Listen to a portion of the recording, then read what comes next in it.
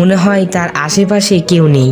তো সারাঙ্গের এই কথা শোনার পরে গুণ বাড়িতে এসে জুলির প্রতি অনেক কেয়ার দেখাতে থাকে। এরপরে গুণ হাওয়ারাঙ্গকে বলে যে সে কেন জুলির সাথে এমন ব্যবহার করে যাচ্ছে। জুলি অনেকক্ষণ ধরে তার অপেক্ষা করে যাচ্ছিল। তখন হাওয়ারাঙ্গ বলে যে আমার ছেলে মোটেও তোমার মতো নয়, কারণ তুমি তো সবসময় তোমার মায়ের জন্য কান্না করে এসেছো।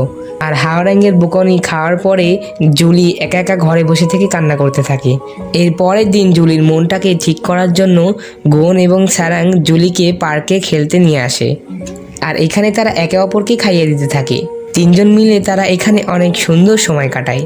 আর সারাং জুলিকে এতটা ভালোবাসে দেখে গুণের অনেক ভালো লাগে। আর এরপরে রাতে দেখানো হয় যে গুণ তার মায়ের কথা মনে করে অনেক অ্যাপসেট হয়ে যায়। তখন সে সারাংকে ফোন করে তার সাথে ডিনার করার কথা বলে। আর এরপর সারাং গুণের জন্য রান্না করতে থাকে।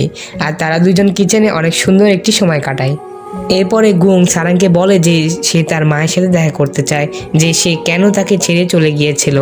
তখন সারাং বলে যে নিশ্চয় তোমার মা তোমাকে অবশ্যই অনেক ভালোবাসতো।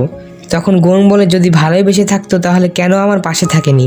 তখন সারাং বলে যে তুমি যদি তোমার মায়ের সাথে দেখা করো তাহলেই তুমি তোমার মায়ের অনুভূতিটা বুঝতে পারবে।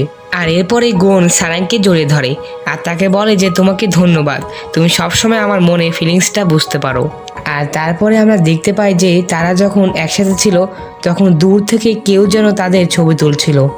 আর তারা যখন একে অন্যকে কিস করে তখনও দূর থেকে কেউ যেন তাদের ছবি তুলে। আসলে সে একজন রিপোর্টার ছিল। আর পরের দিন সকালে দেখা যায় যে তাদের দুজনার সেই ছবিটি ভাইরাল হয়ে গিয়েছে। আর সেই ছবিটি গুণের বাবাও দেখতে পায়, কিন্তু সে তো গুণের গার্লফ্রেন্ডটাকেই চিনতে পারে না, কারণ আমরা দেখতে পাই যে সারাঙ্গের ফেসটা ব্লার করে দেওয়া ছিল। আর এরপরে আমরা জানতে পারি যে এই নোংরা কাজটি হাওয়ারাঙ্গি করিয়েছে। আর এরপরে আমরা দেখতে পাই যে হোটেলে থাকা সকল এমপ্লয়ি এই ছবিটি দেখতে পেয়েছে। আর তারা সেই ছবিটি দেখে বলতে থাকে যে ছবিতে থাকা সেই মেয়েটিকে হুবাহু সারাঙ্গের মতোই লাগছে। আর সারাং তখন তাদের সবাইকে মানা করতে থাকে আর বাথরুমে যাওয়ার নাম করে সে তাদের কাছ থেকে পালাতে থাকে। আর এরপরে সারাং সরাসরি চলে আসে গুয়নের কাছে।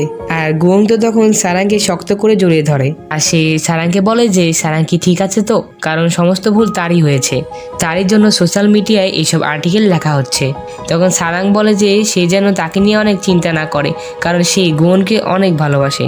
আর এখানে যখন তারা আবার রোমান্স করতে যাবে তখনই স্যাং এসে তাদের রোমান্সের 12টা বাজিয়ে দেয়।